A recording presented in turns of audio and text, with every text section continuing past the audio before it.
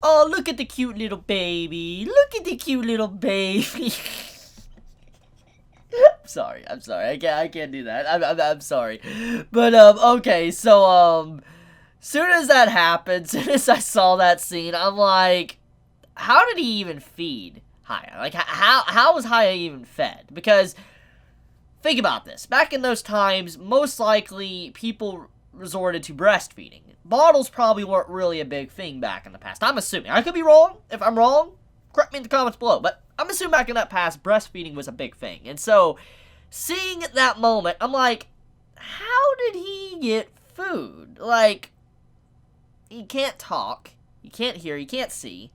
I'm assuming everything's gone, even his teeth and all that. So I'm like, how was he able to even, like, survive, basically? And I'm like, that's interesting to think about. And as soon as I saw him, like, how did he get his meals? There's a lot of questions I have about that. But okay. Let's get into the serious stuff. So, apparently, majority of this episode was anime original, from what I was told. Now, let me clarify. So, the anime original stuff is everything that pertains to the Doctor. And by Doctor, I mean the dude that raised Haya and allowed him to be here right now. Allowed him to be able to stand up and be able to one day get back his body. The Doctor, apparently, from what I was told from manga readers, he didn't really have much of a backstory. He was just like a passing by traveler or whatever. He took pity on the MC, and the MC is here now thanks to that man. And if that really is the case, and this is the truth, holy crap, like, it added so much context to just the story behind Haya, but also, like, the guy that raised him, what he had to go through to get to that point. It's just like, all these series of events that led him to that very moment, it just makes you question, did he do the right thing? That's what he asked multiple times to himself throughout this episode. And like I said, if this was really anime original, this is what I like to see from anime adaptations. And let me explain. I know many, when they hear the term anime original, they instantly want to be like, ooh, no. Like, no. They don't, like, no. They instantly want to shake their head like, don't have none of that in my show. Which I can understand. The context of anime original does scare a lot of people. It does scare me for some series. I mean, if you've watched a lot of, let's say, a lot of long-running shows over the years, let's say Naruto or Bleach or anything, anime original, aka filler, can kind of scare you a bit. It can. And so I can understand why the stigma behind filler / anime original scares people. Also, anime original can mean that they're not wanting to have a proper conclusion to a story, and so they're just making their own story and completely disregarding the source material. And so I can see why people don't like that. However, in this case, the way stuff was made anime original in this episode, if it was, it expands upon the story without disrupting the flow of the events to come. It allows the story to, have more to it that was never properly added when it was first being written. And I think this is why I really appreciate anime that does this, is because sometimes writers, when they're writing a story, they've already said and done. They wrote everything in stone. Like, everything's set in stone, they wrote it, and it's done. But sometimes when they think back on the story, they wish they could have added something in to kind of clarify some details on these characters. Maybe they already have ideas on what these characters have done beforehand, but they just never wrote it down and allowed people to actually see it. And in this case, when you see the anime studios go out of their way and they make new content, attach it to characters that didn't really have much of a backstory, you're like, oh man, this is way better than the manga, and this is what anime adaptation should do. This is why I really love David Productions right now from JoJo's Bizarre Adventure, because David Productions, they are not just animating JoJo, they are expanding upon it and making it better than it ever was in Part 5. And I could say the same thing I said for JoJo Part 5 so far, or honestly, any parts of JoJo, for Dororo. Dororo, if this is, like, anime original stuff being added in, I'm amazed. It honestly, I can't imagine the series without this episode. That's how good it was. Like, it fits so perfectly into the story, I could not imagine if it was not there. So let's get into it. The backstory of the man that raised Haya. So, from the backstory at the beginning of this episode, we're introduced to a man that used to work for a very despicable and horrible person.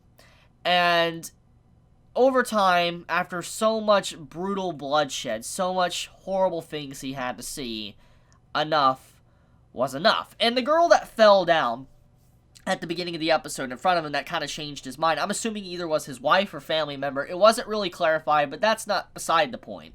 Basically, someone woke him up and allowed him to realize what he was doing, how horrible these things he was doing was, these abominations.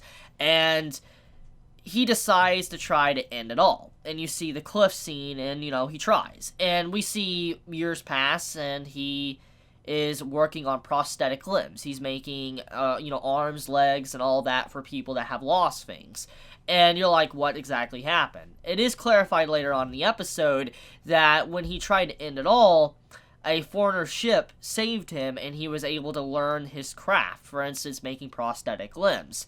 And that's where he's at today. And he says to his apprentice that he was teaching at the time, he's like, I'm not doing this to seek forgiveness. I'm not doing this to atone. I'm just doing it because it's right. I should just do this because I was given another chance. I was given another life.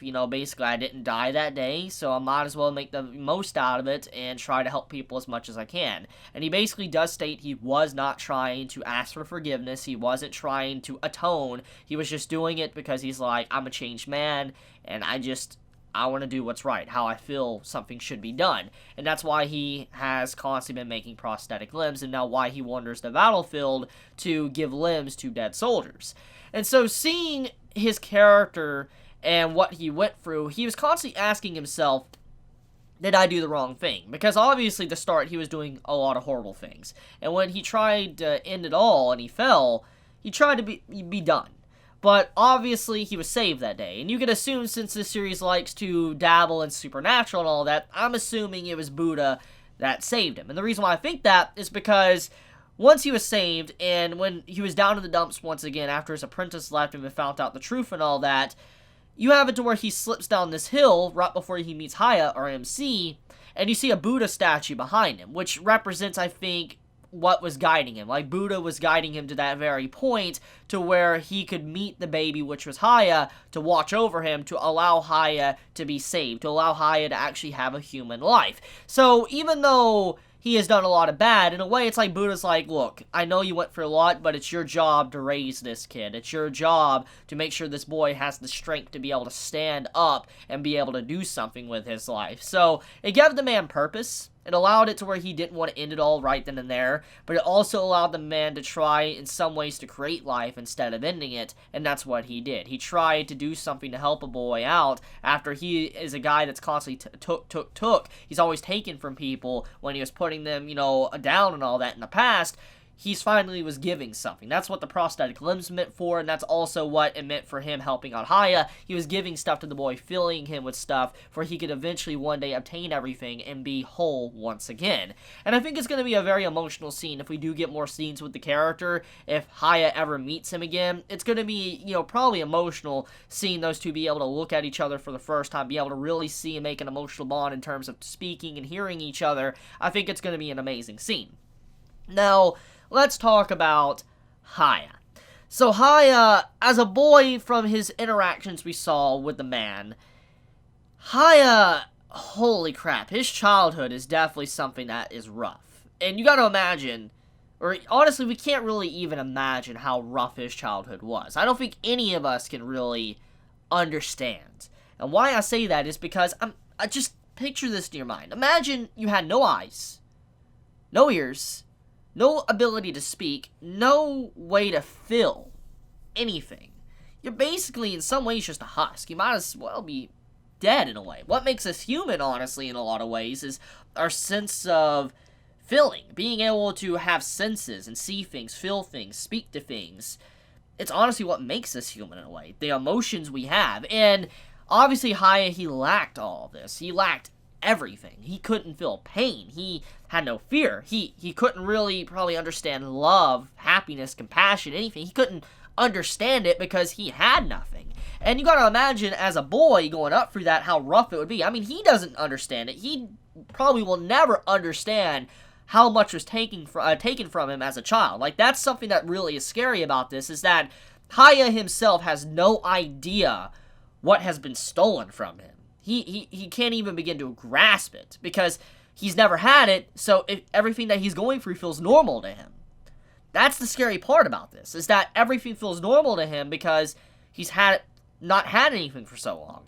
And now that he's gaining everything back, you gotta imagine it's like a whole new world. Everything is opening up to him, and it's gonna be freaking scary, because now he can feel things. Like, when you see at the end of the episode when he starts stomping his foot into fire, it's disastrous, it's self-destructive, but you gotta imagine, as I guess a grown-up guy now that's lived for so long, that's not been able to feel anything, now feeling something, it's gonna be a strange experience. I mean, even pain itself, probably, he doesn't even know what it is, because his mind has been so desensitized, hasn't felt something for so long, it's probably not even registering pain properly. It's probably not sending warning signals like, oh crap, get the hell out. Or maybe all of his sensations are kind of saying like, get the hell out. Who really knows? But the boy is experiencing everything, which in a lot of ways is going to make his journey a lot more problematic. Because now with him being able to feel pain, he will gain a sense of fear. Because obviously pain is scary. It is. People fear pain. People fear death. It's a common fear I think many of us have. Okay, let's be real. And so, feeling pain for the first time, it's going to put him in a lot of shock. And he might be so scared that he won't know what to do. He might just break down as an individual and need help to get back up again. And so I wonder how hard his journey is going to be. It's going to add a lot of tension to these upcoming fights now, because he can't just throw himself out there and get a lot of wounds, because he will feel things now. So it's a pretty freaking good episode. Like, holy crap. Dororo is, what a series. What a freaking series. I really love how this series is. It's Dark Horse. Oh yes, I keep my words true, what I've been saying about it since the beginning. It's a Dark Horse series from Winter of Anime 2019. Easily one of my favorites. Something I did not expect to be this good, but obviously it's really good. So I love you guys. You have a wonderful day or night wherever you live. Please be safe, stay healthy. Chibi out.